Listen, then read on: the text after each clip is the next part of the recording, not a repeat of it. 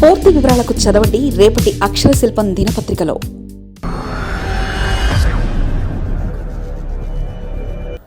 షర్మిలాను చూసి భయపడుతున్న వైసీపీ. అసలు రాజకీయం మర్చిపోయిన వైసీపీ కంటే యాక్టివ్గా షర్మిల. వివేక హత్యపై మాట్లాడుతున్నందుకు వైసీపీ ప్రజల్లోకి రావడం లేదు. కానీ ప్రజల్లోకి వస్తూ ప్రతి అంశంపై ప్రభుత్వంపై విమర్శలు చేస్తున్న షర్మిలను మాత్రం వైసీపీ టార్గెట్ చేస్తుంది. తాజాగా సాక్షిలో చంద్రబాబు సేవలో షర్మిల అంటూ గతంలో ఆమె తన కుమారుడి వివాహానికి ఆహ్వానించేందుకు వెళ్లిన సమయంలో తీసిన ఫోటోలను ఉపయోగిస్తూ పెద్ద కథనాన్నే రాశారు. ఈ కథనంపై షర్మిల విరుచుకుపడ్డారు. జగన్ పరువు తీసేలా వ్యాఖ్యలు చేశారు. ఇప్పటికీ అద్దంలో ముఖం చూసుకుంటే చంద్రబాబు కనిపిస్తున్నారని షర్మిల జగన్ను ఎద్దేవా చేశారు. వైసీపీ నాయకులు ఇప్పుడు పూర్తిగా విశ్రాంతిలో ఉన్నారు. వారెవరూ ప్రభుత్వంపై పోరాటానికి ఆసక్తి చూపించడం లేదు. స్వయంగా జగన్ 2 రోజుల పాటు పార్టీ కార్యక్రమాల్లో పాల్గొంటే అదో పెద్ద అచీవ్మెంట్ అన్నట్లుగా ఉన్నారు.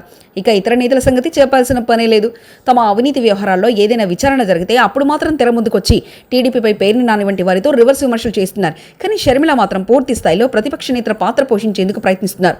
షర్మిల ప్రజల తరఫున ప్రభుత్వంపై ఒత్తిడి తెచ్చేందుకు తన వంతు ప్రయత్నాలు గట్టిగానే చేస్తున్నారు. ప్రభుత్వంపై తరచూ విమర్శలు చేస్తున్నారు.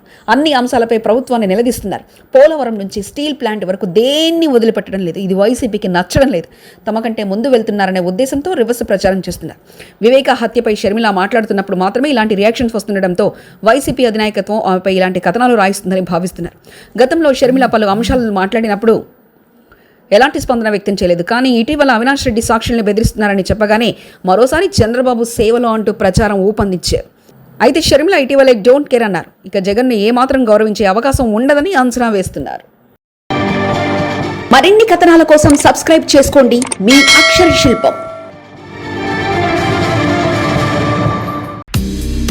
పూర్తి వివరాలకు చదవండి రేపటి అక్షర శిల్పం దినపత్రికలో.